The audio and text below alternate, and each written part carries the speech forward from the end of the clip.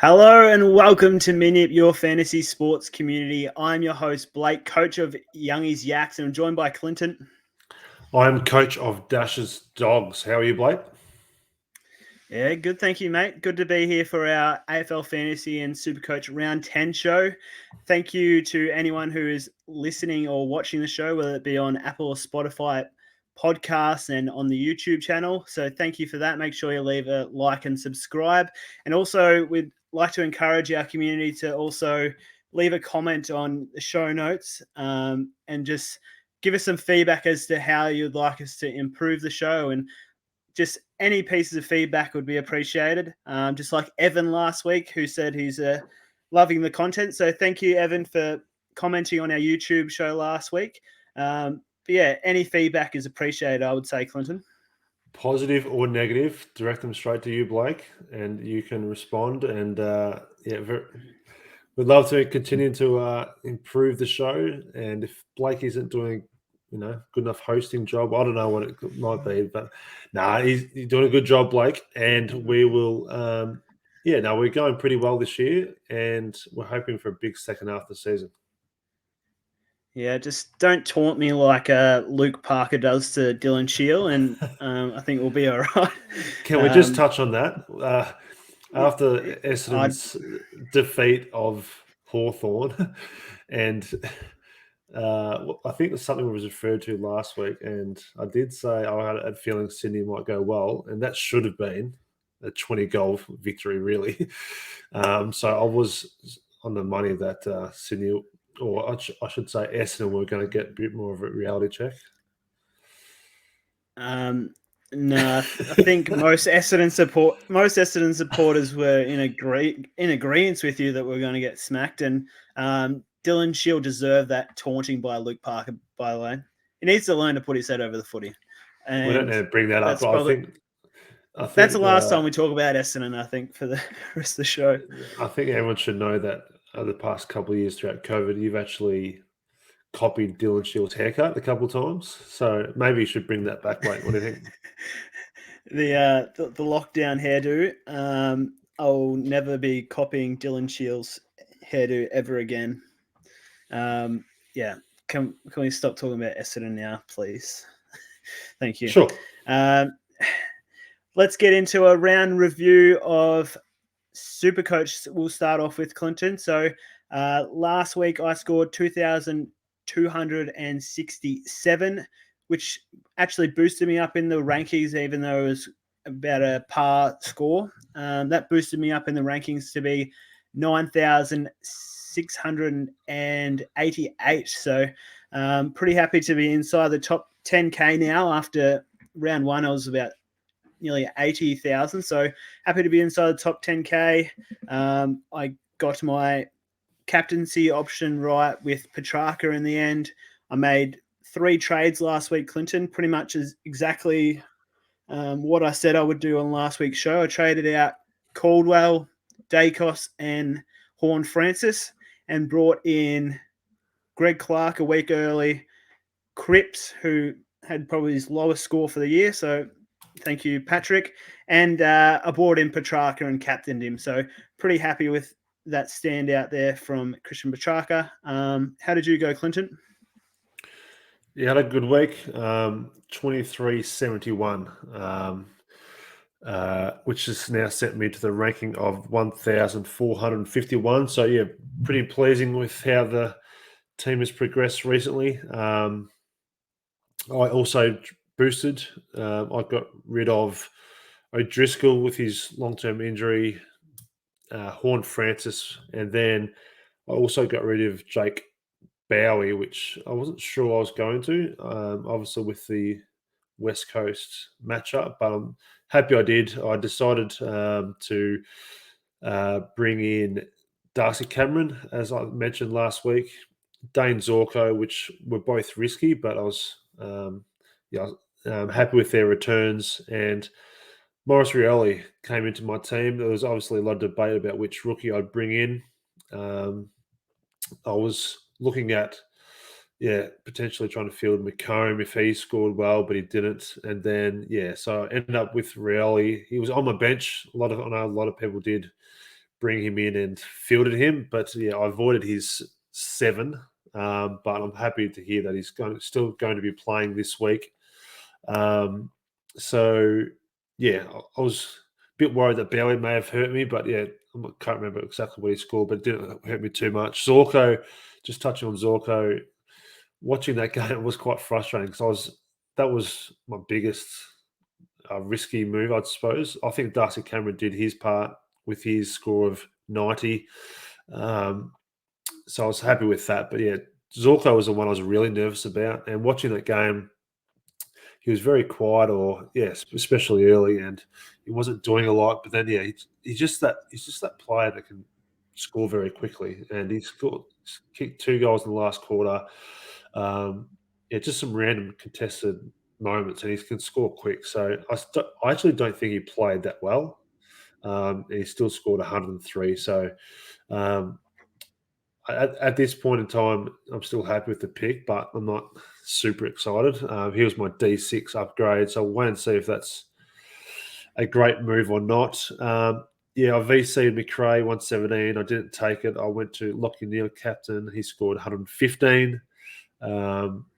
So, yeah, I was going to potentially go with a Melbourne player. I probably would have gone Oliver. So, in some way, I'm happy I stuck with Neal. And, yeah, so happy with the score. After the trades last week, I was on 18 trades. And now I'm very tempted to use my last boost this week. And I'm leaning towards doing that. So, yeah, happy with the score, happy with the rank, and hoping to still prepare myself for the buys and continue to climb the ranks.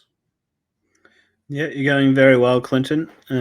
After Zorko was on pretty much 0 at quarter time, you'd be very happy with the outcome there. Let's get into our Guess Who.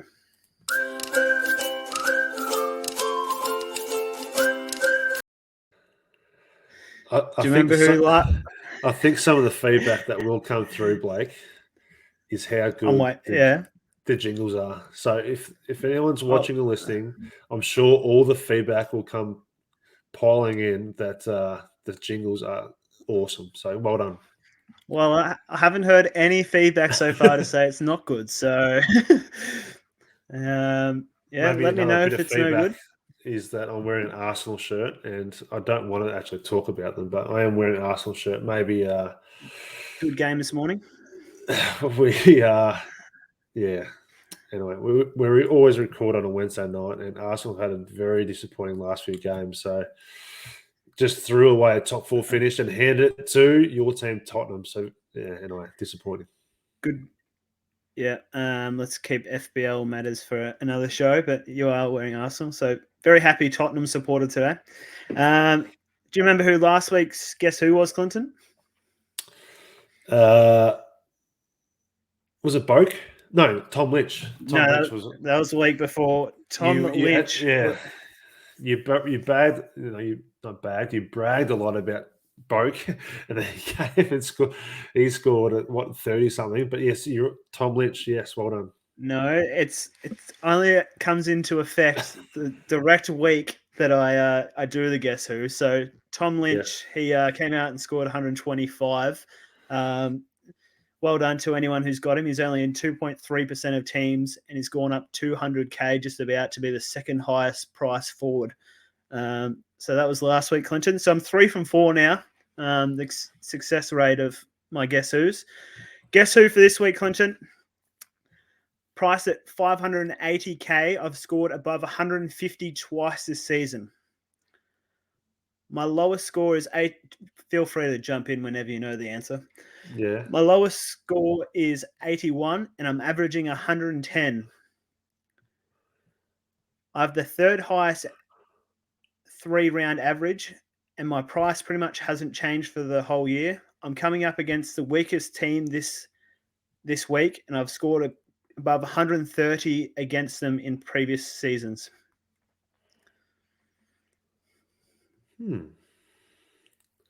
You've stumped me on that one. You've finally succeeded. I play for GWS. Josh Kelly.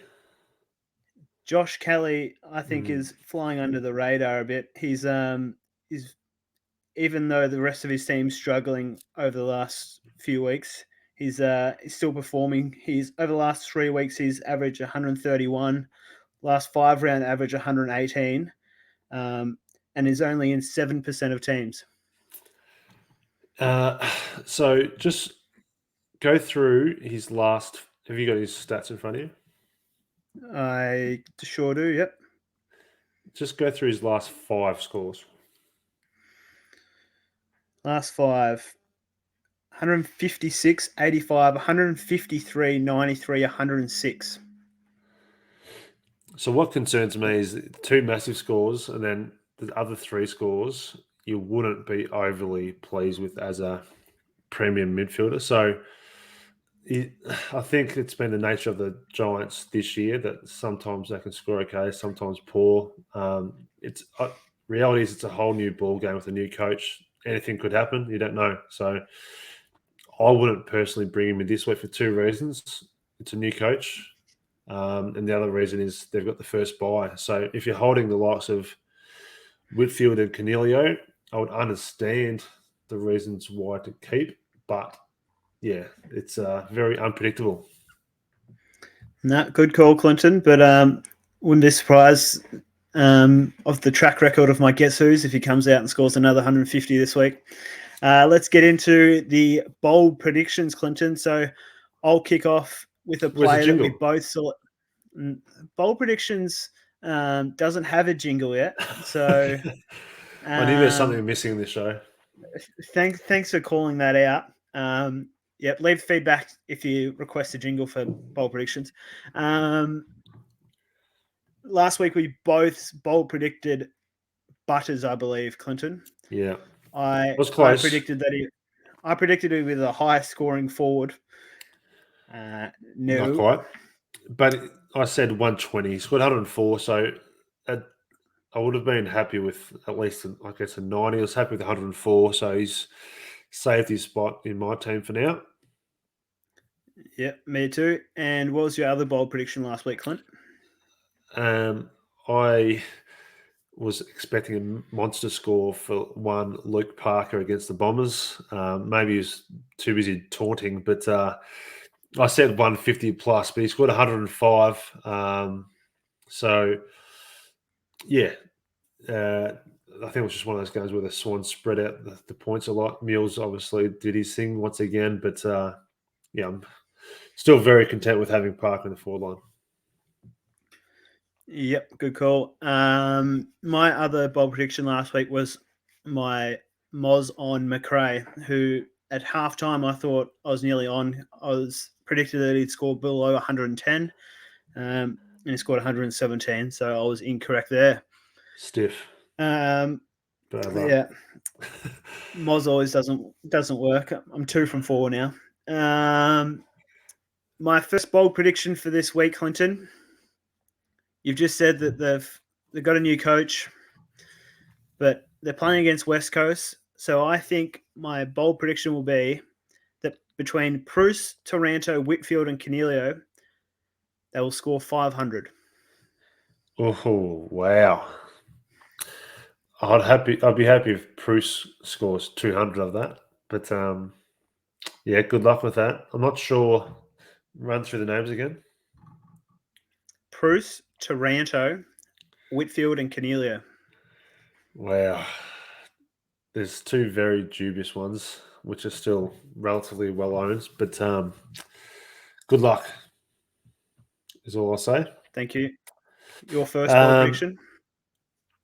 Just keep in mind, Melbourne was predicted to score a lot versus West Coast last week, and they didn't really. So we'll see. My first bold prediction: Tom Stewart.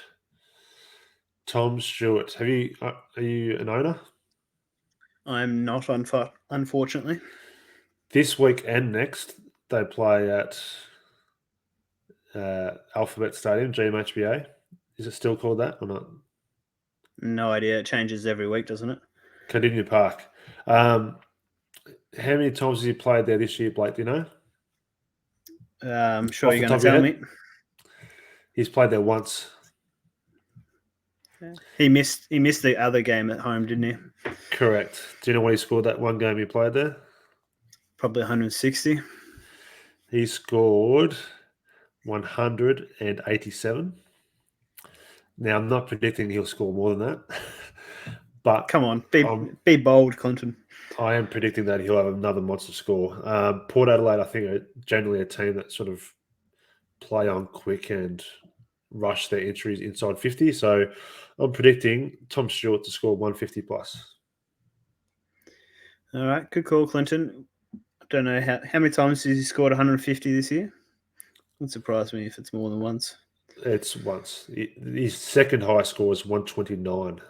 So a 150 score would be pretty outlandish prediction. Yeah, very bold from you, Clinton. Well done. Thank you. This week's Moz. Can we leave your Moz to last? Let me go first before I get too frustrated. All right. I don't want to. I don't think you've got this one, so you might be safe this week. I'll just go first anyway, just in case. Your Mozes should always go last. My second bold prediction: Maurice Rioli scored 7 points last week. So there was a lot of frustrated new owners out there, especially the ones who. I just saw who they're playing against. Who are they playing against? They are scared, frightened little boys. They are playing Essendon. Maurice Rioli in his first game scored 92. My bold prediction is that he'll score more than that versus Essendon. And considering he scored 7 last week, 92 is relatively bold. He's got to score at least, 13 times more. Because it's against Essendon, I don't know how bold that is, but I'll let you have it. That's right. I'll let you have it. It could score 120. Let's be honest. My Moz for this week, a player who's been absolutely dominating Clinton, and I think he's just due for a low score because he hasn't had one yet, and that is Rory Laird to score below 85 as my bold prediction. Just purely out of the fact that he hasn't put in a bad score all season. So there you go. There's the player who I'm guessing is on your wish list. I've put the Moz on him, and I'm 2 from 4 so far, Clinton, and he'll be my third Moz that comes correct. Next segment.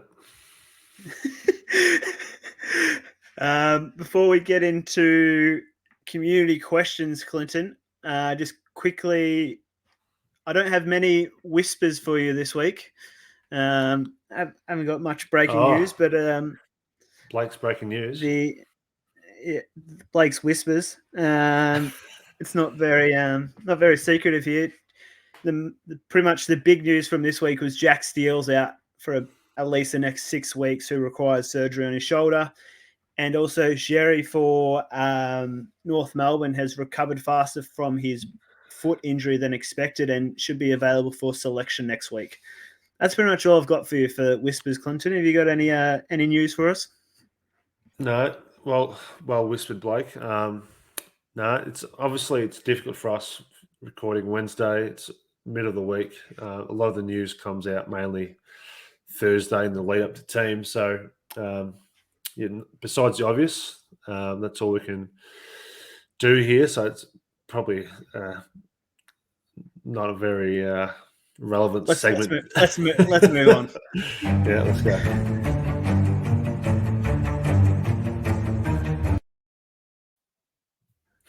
One of the best music. I'm sure the feedback about that one will be good.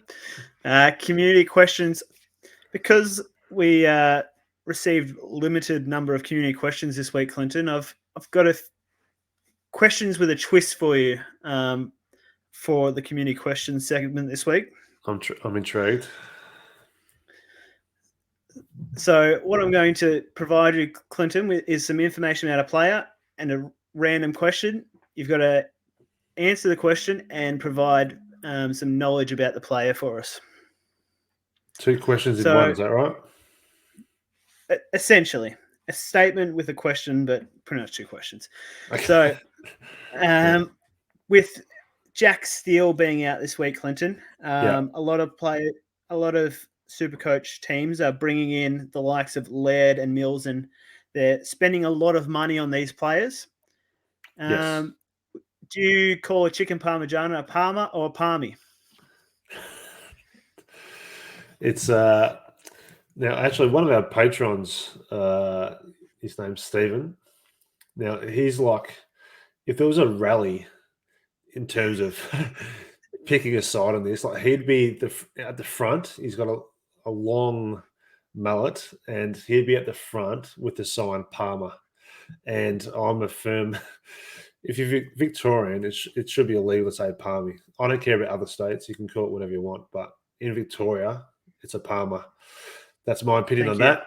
The second answer is if you're getting rid of Jack Steele. I'm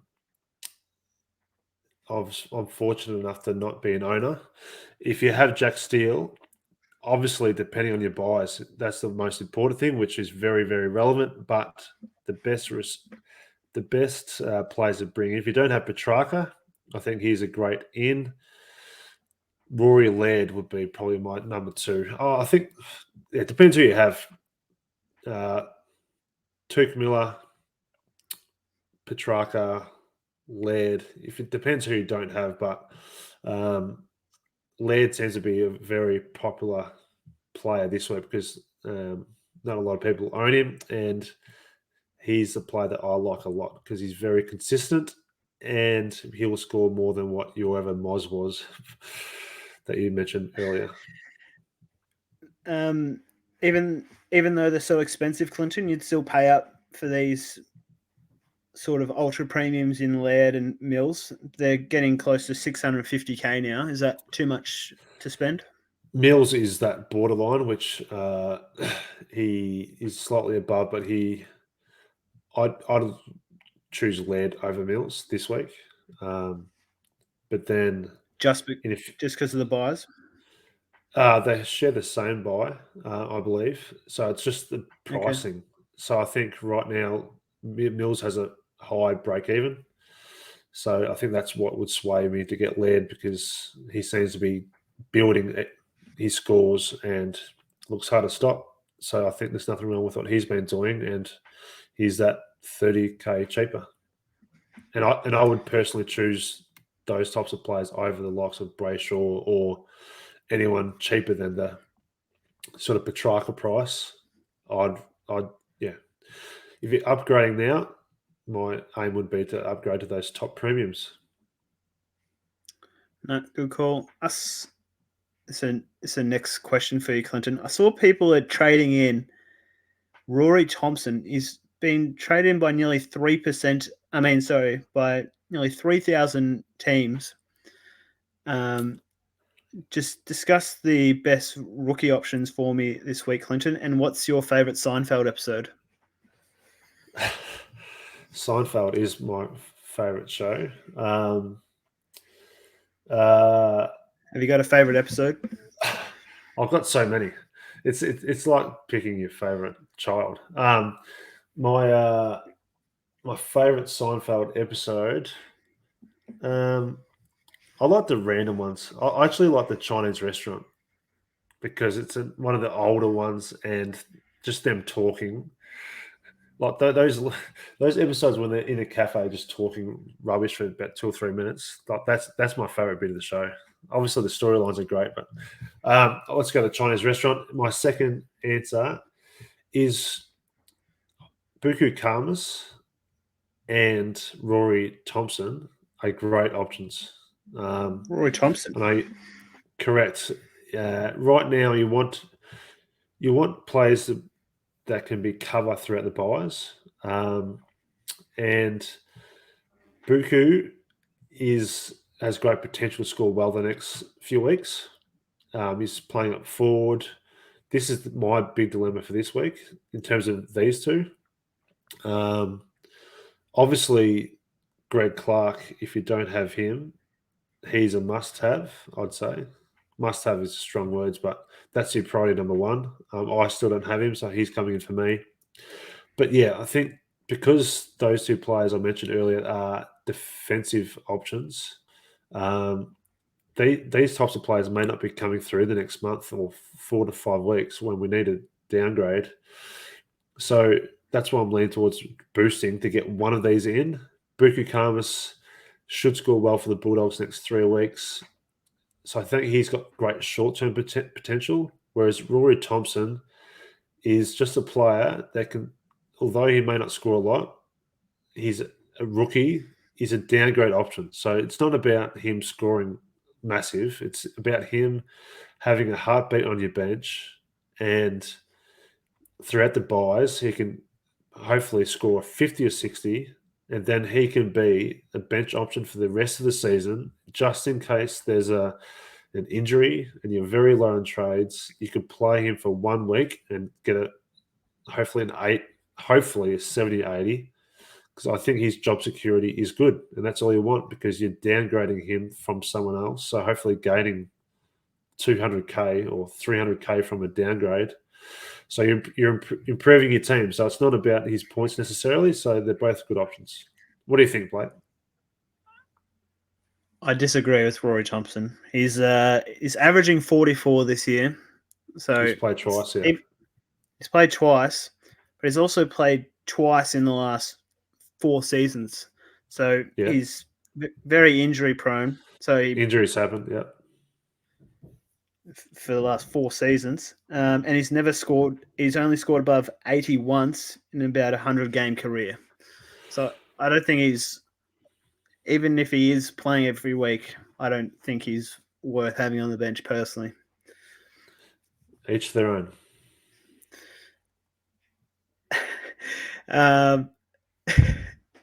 You're laughing already. No, it was just you answered my question already regarding Greg Clark. Is he still an option to have on the field this week, considering he only scored 62 last round? And do you prefer Spider-Man, Batman, or Superman? I'm not a whatever it's called, Marvel or DC Comics or whatever they're called.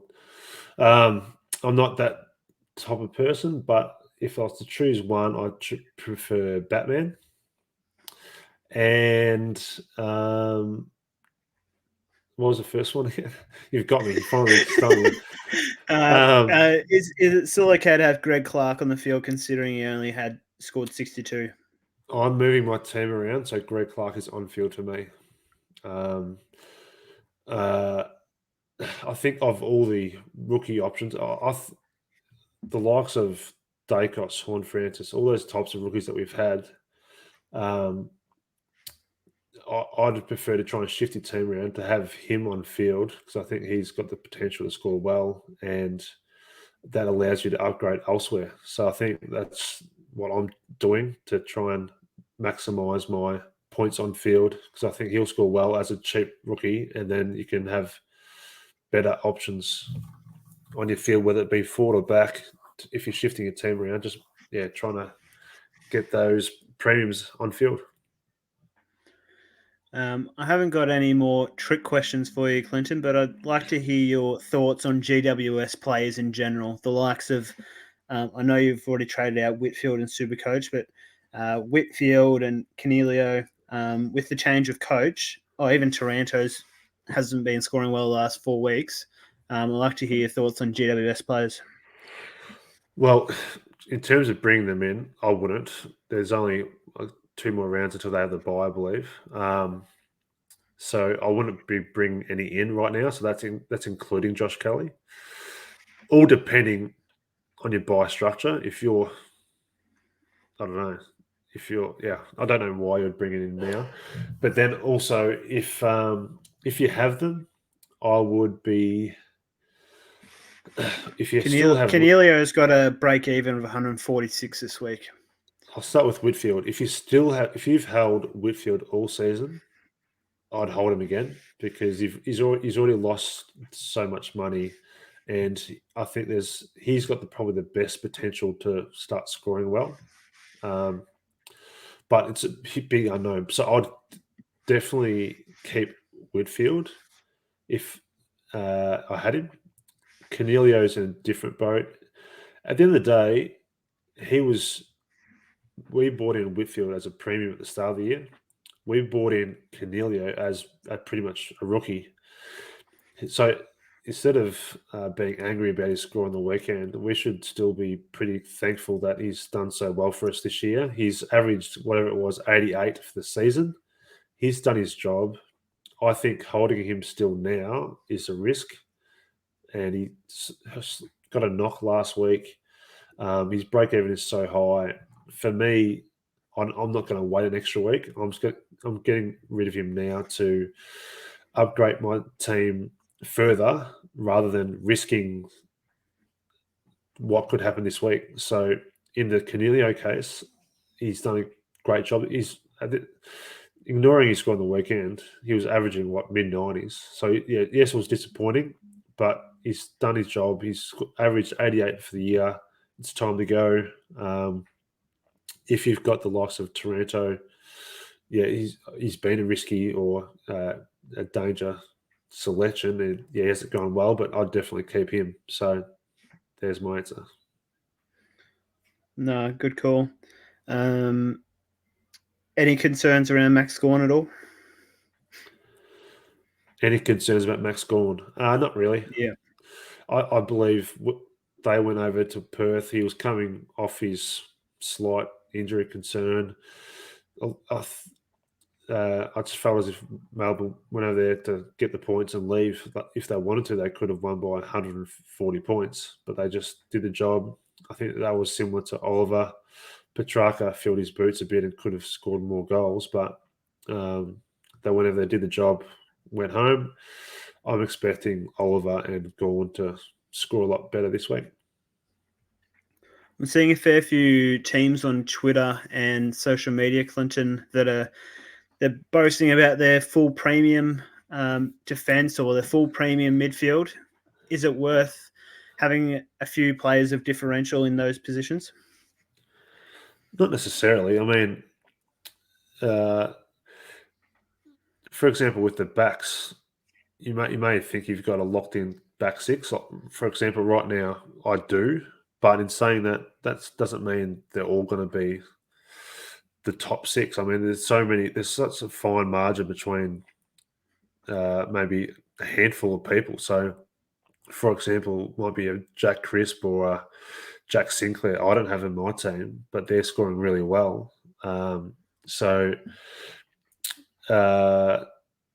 everyone might have slightly different premiums. So yeah, if you've upgraded your midfield to full premium, that's great. But as I said earlier, I'd argue Greg Clark on field in M8 may be better than one of your rookies that you've got at F6 or D6. So yeah, that's the challenge of it. Obviously, we all want to get to full premium. It's just about what order we make that happen. And yeah, so I think I mentioned last week potentially, but with the forward line, I think that's all changing in a couple of weeks with the positional changes. So you have to be really careful if you've already got a premium forward line. Maybe you've upgraded to the wrong people because pretty soon there may be some players with a lot higher averages than what you currently have, and that would include the likes of about 5 Bulldogs players. So that's the one line in particular that you have to be careful of upgrading too soon.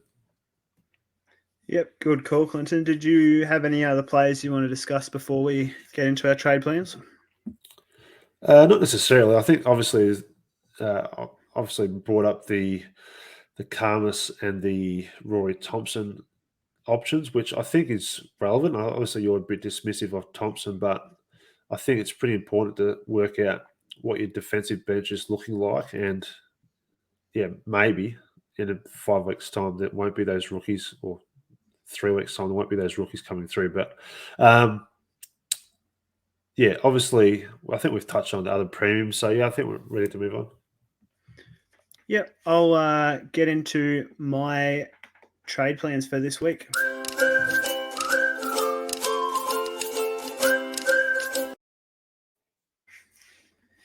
Yeah, so I'm stuck with Jack Steele, so he's getting traded out of my team, Clinton. There's no point holding him for 6 weeks while you're trying to upgrade to a premium team. So he's getting traded out. And for the moment, I think my value in the midfield, he potentially might be made into a forward very soon, and that's Bailey Smith. Averaging 111, he can still hold down a spot in the midfield, even if he doesn't move to a forward line spot. I am downgrading Ward from Hawthorn to Bukakarmis by making some looping sideways moves. And I'm also using my final trade boost, Clinton, and I'm trading out.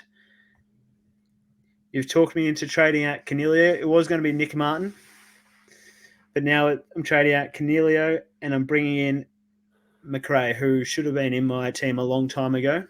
So bringing in 3 Bulldogs options, all with the good buy. Yeah, that's my.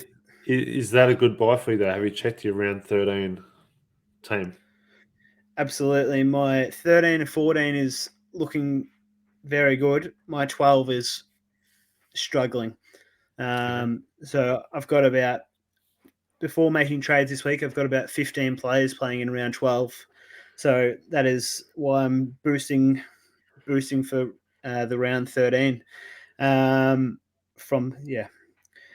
And my captaincy options. This go through your trades, Clinton, then we'll discuss captaincies.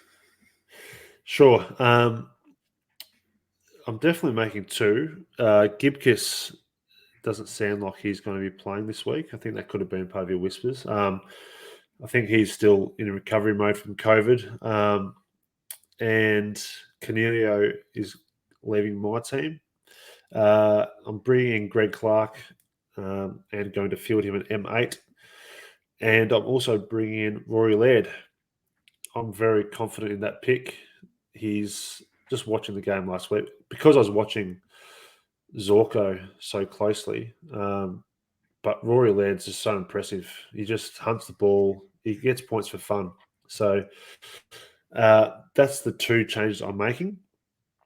The third and my final boost also will happen depending on selection, because besides, I'll have pretty much a full bench playing, which will limit my VC options, but I'm still holding Dylan Stevens.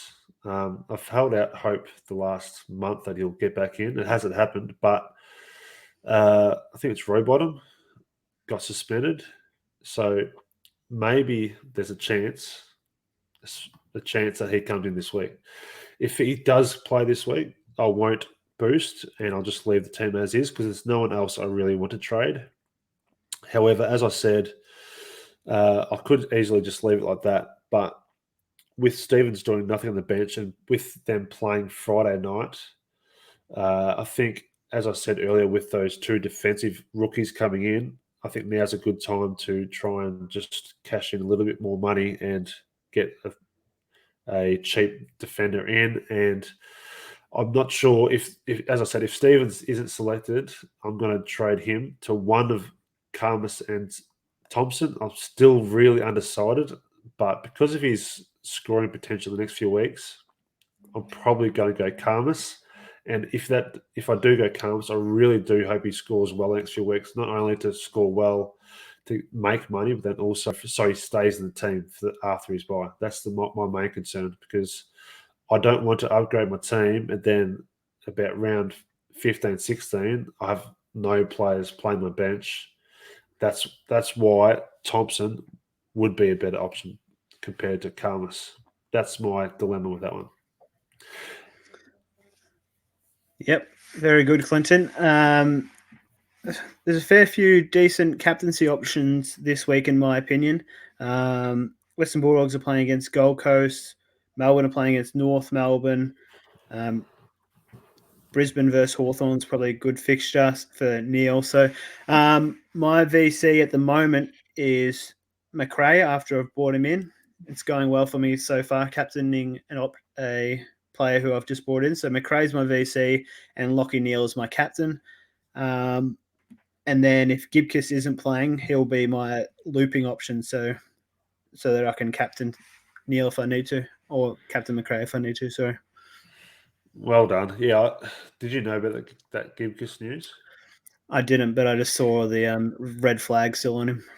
Yeah, I just it just makes my trades work. So that's why he's going for me. But yeah, as I said, I don't think I'm going to have a loop. So my VC may be irrelevant, but just in case there's a late out, I just want to lock it in on a Friday night. So I'm leaning towards, it could be either. I'll decide probably just for the bounce, but it'll be either Cripps or Luke Parker.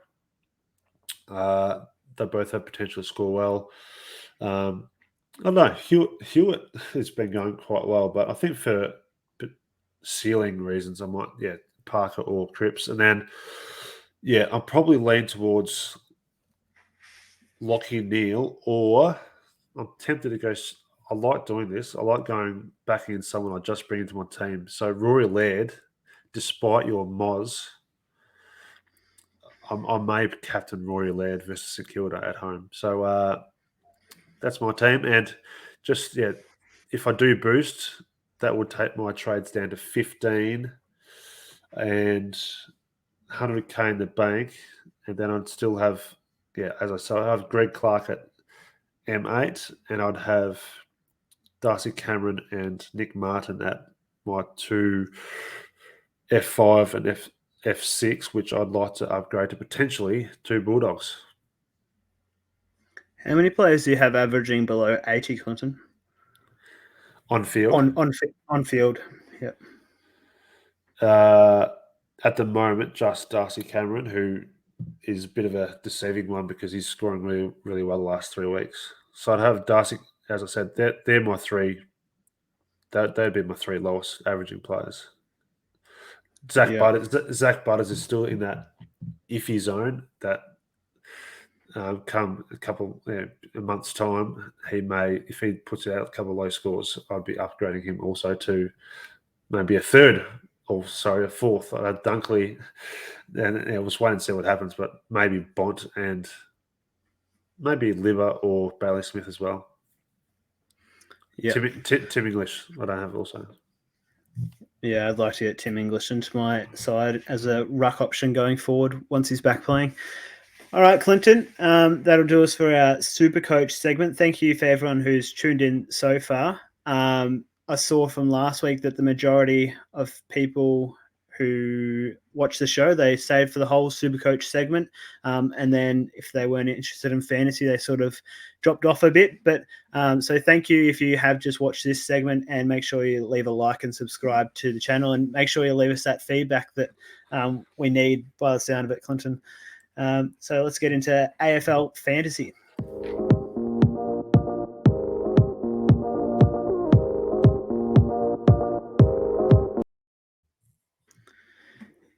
Yep, so we're at the 44-minute mark now, Clinton, just about.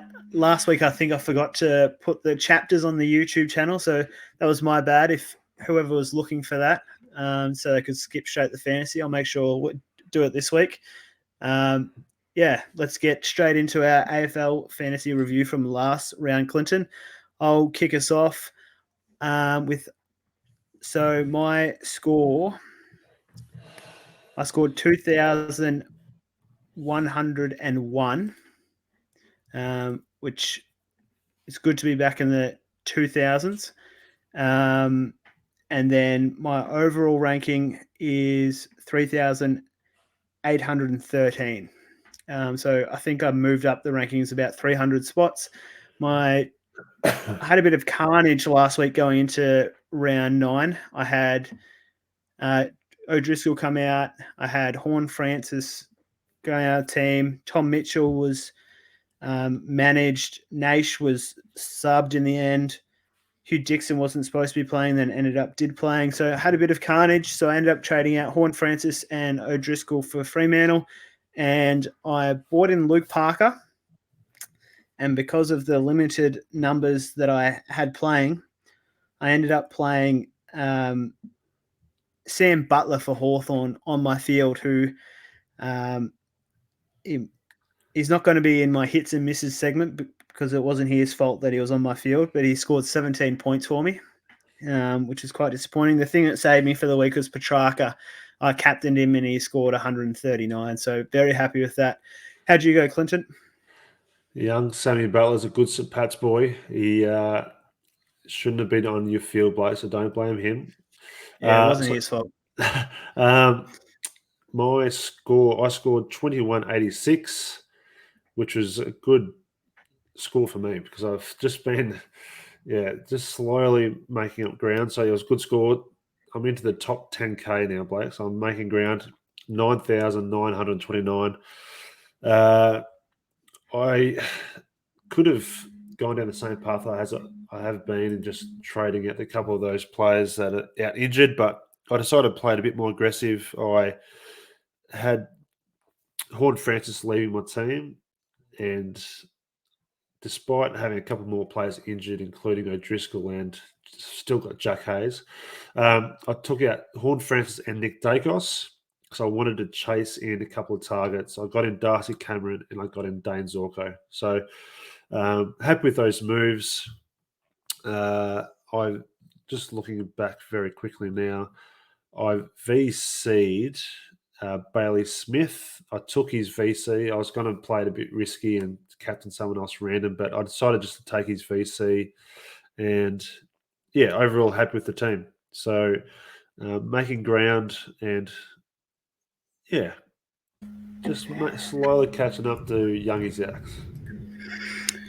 Yeah, you were taunting me last week after I had so much carnage on my bench, and I don't have very much depth there at the moment. So you're pretty confident you're going to catch me, Clinton. We'll see how we go. Let's get into our hits and misses from last week.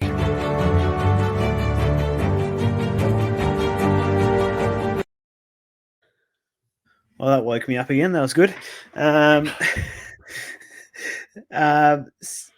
So another young hits or misses first, Clinton. Yes, I got that. Yep. Do you want me to go? That's all right. My hit was my premium players in Petrarca, scored big 139. McRae scored me 123. So very happy with my premium midfielders there, who have, some of them have been very inconsistent for me, but those two have been very solid. So they deserve a good shout out. And Petrarca and McRae as my two hits, Clinton. Well done. A couple for me.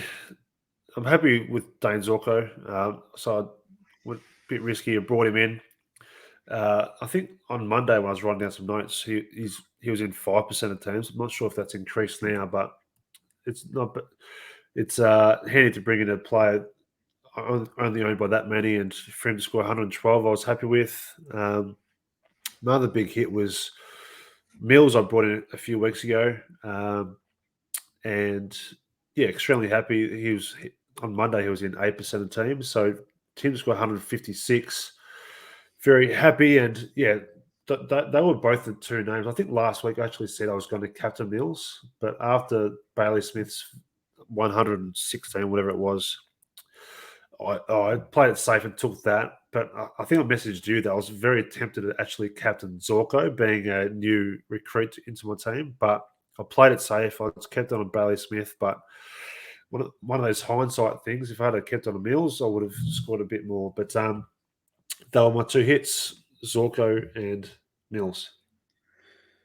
Yep, well played. My missus, Whitfield, he's been actually pretty solid in fantasy. He's still been averaging around the 85-90 mark, but this wasn't good enough. He put in a score of 46 on field for me on the weekend, so he was my miss. And another GWS player who's been very inconsistent for me in Tom Green has scored 74. It's not good enough for a player of his caliber and price. Hopefully bounces back this week with the new coach leading the reins. Yeah, it's an interesting one. I think when you first brought him in, I was a bit worried about that pick when you first got him in. And so do you have Cornelio in fantasy? No, not in fantasy, no. All right. So I have him. So he scored 49, which is concerning. But as mentioned earlier, in fantasy, I think I'm going to keep both Whitfield and Cornelio. Just give him one more chance in fantasy. But Cornelio is owned by 35% of the comp. So a lot of people had, and 49% have Whitfield. So quite a few may be trading them this week, but I think in fantasy it's worthwhile keeping for one more week just to see what will happen. So obviously, to echo your Whitfield, Cornelio, Jake Bowie, I think I've mentioned it a couple of times, and listening to the traders on a Monday, Warney's also got Bowie. I think he's had his -3 for about the last 6 weeks. So I'm in the same boat. So I think it's time for Bowie to leave my team because he scored 55 against West Coast, which, that's why I kept him. And despite playing Kangaroos this week, I think it's the right move to make. But the frustrating thing is watching Melbourne play, he gets in so many good spots, and it's like I can see it this week. He could score 120, but I'm just trying to upgrade my team, so it's probably time to move on him. Between Bowie and Whitfield, when they're playing across that half back line, they get into some great spots, but their teammates don't look in board enough, I don't think, to actually use them. But let's get into community questions.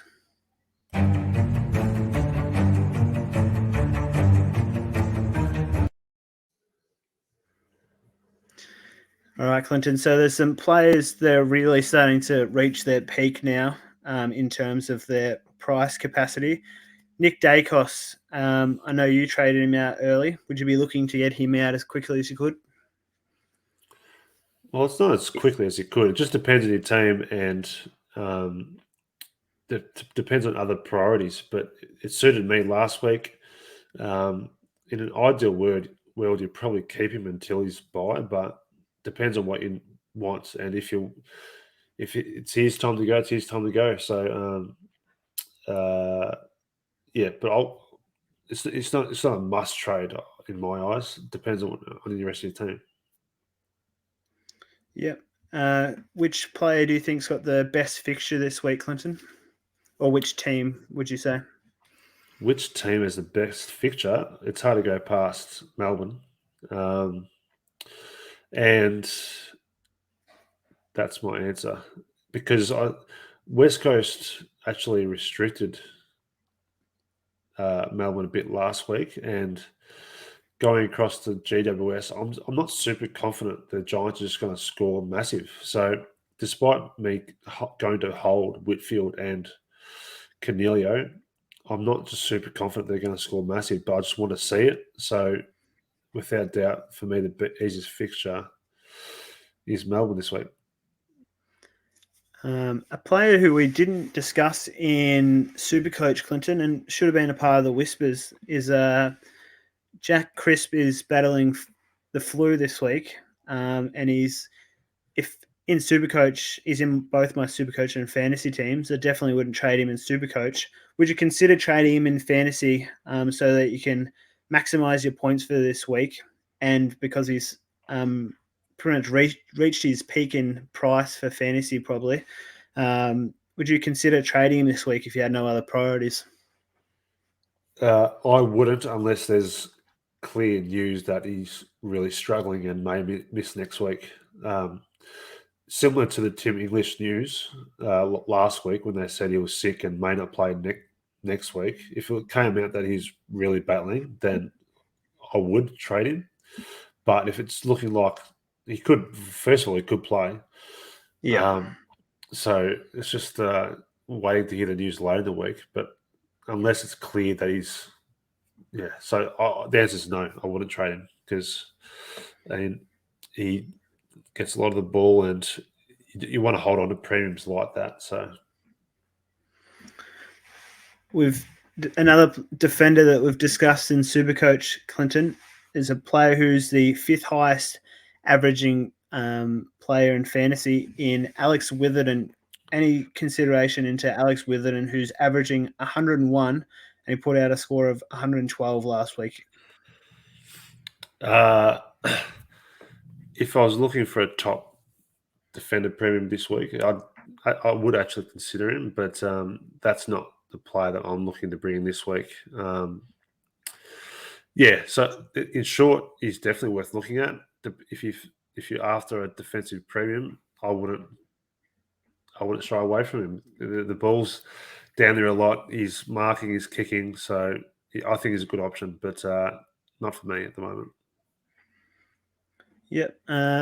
Best rookie options for fantasy this week, Clinton. Usually it's a player playing his first game. I haven't heard of any news breaking regarding any debutants this week, but besides from those players we don't know about, best rookie options considering Clark's already up to 313k, same as Carroll. Best rookie options for this week. Obviously, depends on selection tomorrow night, Blake, and if there is any debutants, but it's clearly two Bulldogs for me, and that's Cleary and I'm still going to mention Karmas here,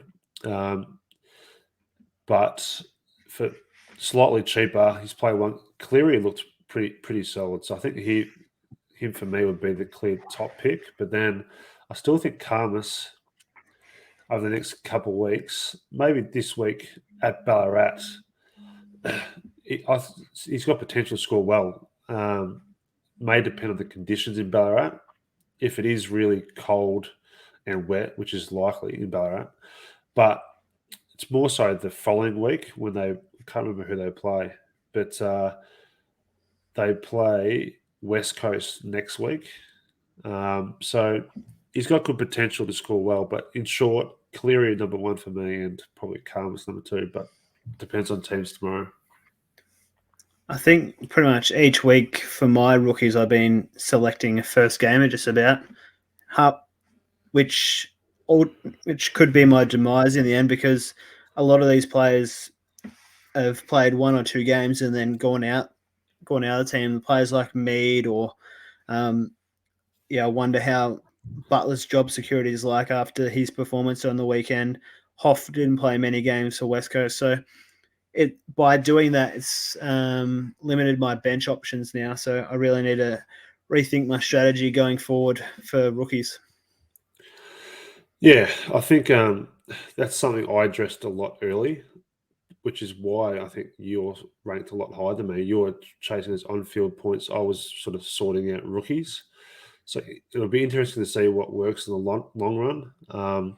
So I've got a pretty much, as I said, I played a bit differently last week. I actually did do opposite of that. I brought in, I traded out Dacos ahead of his time to bring in Cameron and Zorko. But yeah, I've got a pretty much full bench almost. And then I've got some fair amount of coin banked up there. So when I trade a bit more in the next few weeks, I should be able to upgrade quicker. Just looking at my team, sorry, quickly, Blake, and about 4 or 5 weeks ago, some very popular names that fall on read the likes of Dunkley, Cornelio, Brody, Butters, Nick Martin. I've just chucked in Darcy Cameron as well into that mix. But the best teams over the next month will be the ones to get the timing right to upgrade those types of players. As we've mentioned, there's a lot of dual position players about to come into it, and just your ability to make those quick moves will be really important. So, the forline is going to be the interesting part, I think. Good call, Clinton. I've got a lot of those players, which the majority of teams do. Have you? This might be putting you on the spot a bit. Have you noticed any players who have fallen in price who you think might be due to turn it around for any particular reason, or you've seen a swing in their form at all? It's a good question because that's going to be one of my tradings this week. So, just due to the money that I've got and which players I want to get rid of, we're skipping ahead here, but as I said, I've got O'Driscoll's going out of my team, and Bowie, who's been disappointing recently, despite looking okay in terms of going near the ball. But that just leaves me with enough money to bring in Cleary, who I've mentioned who I think is the best rookie. But that leaves me about just under 800,000 to bring in a player, and so I can't afford the top premiums, which I normally try and get in. So I was looking at that list of players, and someone that's really appealing to me, obviously due to his price and which buy he has. I'm really liking the look of Caleb Sarong. His last 2 weeks reads 126, 112. He's been the highest tackler for Fremantle in those 2 weeks.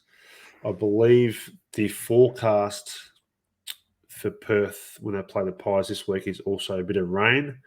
So he had a monster amount of tackles last week versus Gold Coast in the wet.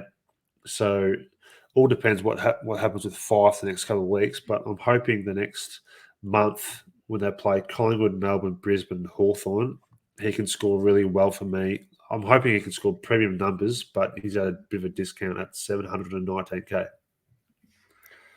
Yeah, a player who you've already brought into your team, Clinton, who's probably on similar lines. Zorko's dropped by 123k, and now he's averaging 116 over the last 3 weeks. So he's those kinds of players that you want to get on now before they get back up to what they should be priced at. You noticed it last week. And yeah, these are the kinds of players you need to jump on before they go back up to their price. Someone else, just reading through a list, and this is a bit different with the buy situation, but Ollie Wines is a player I had last year. I brought him in pretty early, and he won the Brownlow, so he scored pretty well all year. But with his health concerns and Port not playing well at the start of the year, he dipped in price, but he bounced back on the weekend with 128. I wouldn't bring him in due to his buy, but he's the type of player in terms of that sort of price that I think there's potential to go back up towards that 900,000. It's not about just them going making money. It's just about what they can do on field. And Bontempelli's on 801k. So Taranto, I think he's one of the ones that's a real watch with a new coach. So Treloar is still very well priced with how he's scored potentially. So I think there's a lot of great options. So it all depends which rein you want to pull. That's the best thing about fantasy. Yep. Did you have any other players you want to discuss before we talk about our trade plans, even though you've already gone through yours just about? No, I don't think so. I think just another quick shout out. I didn't have him. Yeah, Angus Brayshaw is. I'm happy with that. I just want to mention it again because I think I was happy with his pick, and now he's gone down back. I can see he's smiling there. Yeah, no, I was happy with that pick. No, looking across, no, it all depends. Just a quick reminder: it's all about the buys. Looking at your buys and making sure your players that you're bringing in suit, so you can still maximise the points throughout those weeks. So, no, let's go into the trades, plate. Yep, thank you. So trade plans.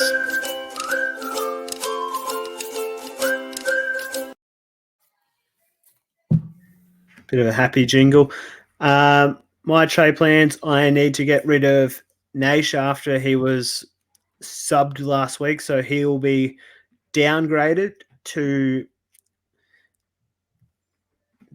I've got to wait to see the teams. Even though I said my strategy of first gamers isn't working, I still want to try and get as much value I can. So hopefully a player pops up out of the woodwork that's low price because I don't trust many at the moment. So it's just going to be the best rookie option. It might be Buku somehow. So downgrading Naish to a rookie and then upgrading Dacos, that would give me enough cash to get any player I want. And at the moment, for me, the player that I want is Bailey Smith.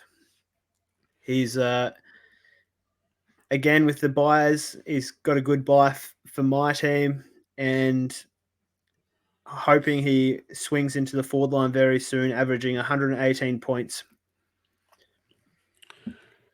Nice as my pick. 2 trades. Nice pick. Well done. The best thing about him is he just runs so hard and he's got high time on ground and he gets a lot of marks as well. So, very good. I've already sport my trade. So, O'Driscoll and Bowie out.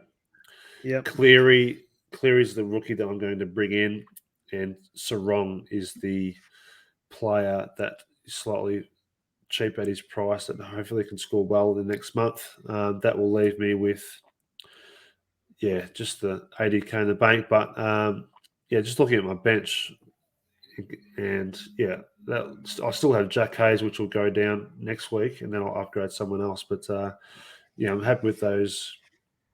So I do have a loop option, and my VC, I've got Mills on Friday night, which we'll see how he goes. And then as a backup, I'll probably lean towards either. I could go one of the Bulldogs in that game, but I'm still tempted by Tuke. So he's just a machine, and the Bulldogs don't normally tag, and I don't think they'd have someone that could run with Tuke unless it is Bailey Smith, but I doubt that. So I'll just VC Mills, Tuke, C. Yep. I'm going to VC McRae. I'm sure I'll have a looping option on my bench. Gibkiss, or there'll be a rookie on there who's not playing. So McRae, VC, and Lockie Neal against Hawthorn will be my captaincy option. Excellent. It's got to that stage, Blake. I've just I've hung in this long, and I didn't mention earlier, but I do have COVID, so I've done well to survive the hour. My voice is stuck through, and hopefully this won't be a sick dog next week. Yeah, you've got through the show very well, Clinton. Better than when a sick dog turned up a couple of weeks ago. But Nat, thanks for joining us again for our AFL Fantasy and Supercoach Round 10 show, Clinton. Make sure you leave a like and subscribe, and make sure you also leave some feedback for us on our show notes. We're on Apple or Spotify podcasts, and then YouTube, like Evan did for us last week. We really appreciate any feedback that you give to us. So thank you very much for joining us. Hopefully we'll see you next week. Thank you, Clinton. Thank you, Blake. Good luck for round 10.